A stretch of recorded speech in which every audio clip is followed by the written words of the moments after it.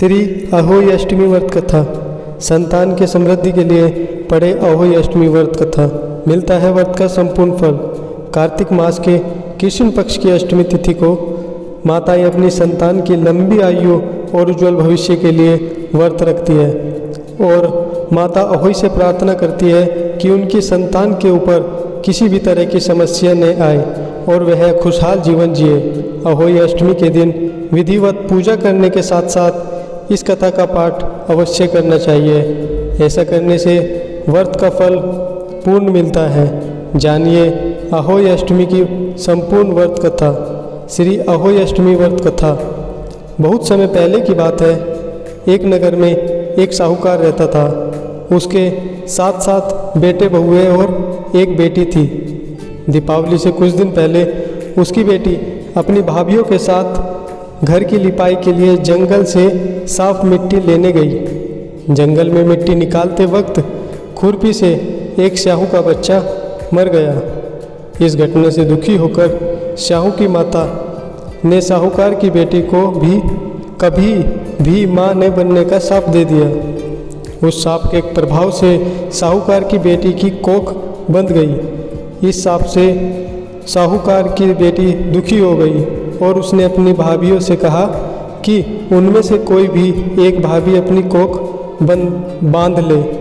नंद की बात सुनकर सबसे छोटी भाभी तैयार हो गई। उस सांप के दुष्प्रभाव से उसकी संतान केवल 7 दिन ही जिंदा रहती थी। जब भी वह कोई बच्चे को जन्म देती वह 7 दिन में ही मृत्यु को प्राप्त हो जाता।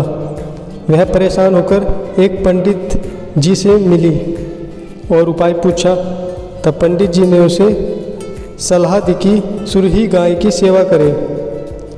पंडित जी की सलाह मानकर उसने सुरही गाय की सेवा करनी शुरू की। उसकी सेवा से प्रसन्न होकर गाय उसे एक दिन स्याहू की माता के पास ले जाती है। रास्ते में गरुड़ पक्षी के बच्चे को सांप मारने वाला होता है, लेकिन साहूकार की छोटी बहू सांप को मारकर गरुड़ पक्षी के बच्चे को जीवन दान देती है। तब तक उस गरुड़ पक्षी की माँ आ जाती है। वह पूरी घटना सुनने के बाद उससे प्रभावित होती है और उसे स्याहू की माता के पास ले जाती है। स्याहू की माता जब साहूकार की छोटी बहू की परोपकार और सेवा भाव की बातें सुनती है तो प्रसन्न होती है। फिर उसे 7 संतान की माता होने का आशीर्वाद देती है। आशीर्वाद के प्रभाव से साहूकार की छोटी बहू को 7 बेटे होते हैं, जिससे उसकी 7 बहुएं होती है। उसका परिवार बड़ा और भरपूर हो जाता है और वह सुखी जीवन व्यतीत करती है।